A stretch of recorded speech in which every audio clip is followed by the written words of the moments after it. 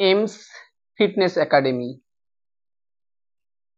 আজ যে ভিডিওটি আপলোড করেছে, ভিডিওটি এখানে দুটো টিমে ভাগ করা হয়েছে। যারা ওয়েস্ট বেঙ্গল পুলিশ বা ক্যালকাটা পুলিশ বা আদার্স এসআই এর জন্য প্র্যাকটিস করছে, এখানে বিভিন্ন হার্ডলস ওয়ার্কআউটে তারা আছে। আর আরেকটা সাইডে স্পিড ওয়াক করা হচ্ছে। যারা এসএসসি জিডির মাঠ শুরু হয়েছে, তারা স্পিড ওয়াক এক্সারসাইজ করছে। এখানে আমরা মূলত যে 5 কিলোমিটার এসএসসি জিডির রান হয়, গতানুগতিক যে 5 কিলোমিটার দৌড়, এটা কিন্তু এখানে প্র্যাকটিস করানো হয় না।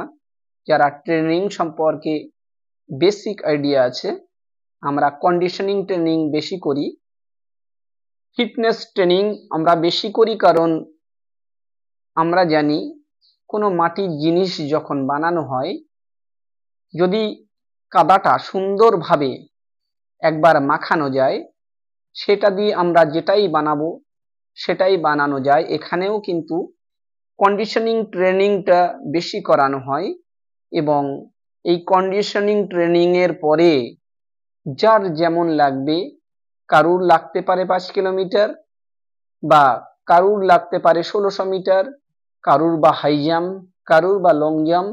সেক্ষেত্রে শুধু শেষ 15 দিন তাদের সেই স্পেসিফিক ইভেন্টের ওপরে জোর দেয়া হয়। এবং দীর্ঘ 18 বছর এই প্রতিষ্ঠানের যারা রেগুলার 2 মাস এই ফিজিক্যাল ট্রেনিং করেছে, 18 বছরে রেগুলার 2 মাস এসেছে, কোনো মাঠ ফেল করেছে কোনো ক্যান্ডিডেট বলতে পারবে না।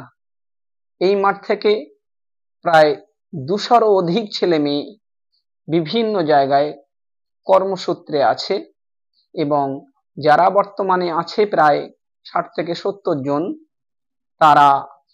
তাদের একই কথা আমি বলি যে যারা 2 মাস কন্টিনিউ আসবে, তারা কিন্তু কোনো মাঠ ফেল করবে না।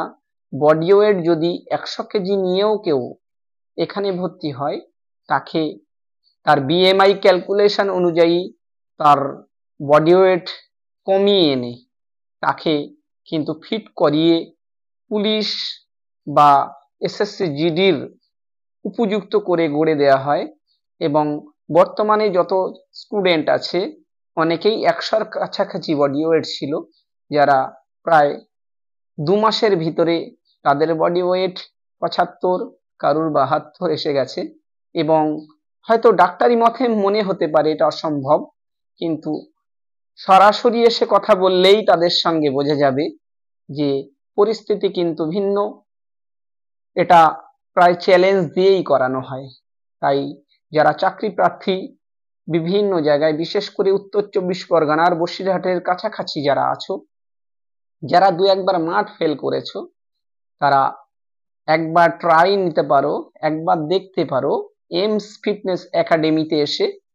এবং আমি বলছি, 18 বছরে যারা 2 মাস কন্টিনিউ প্র্যাকটিস করেছে এই সেন্টারে, আজও পর্যন্ত কেউ ফেল করেনি। এবং গর্বের সঙ্গে কথা আমি জোর গলায় বললাম।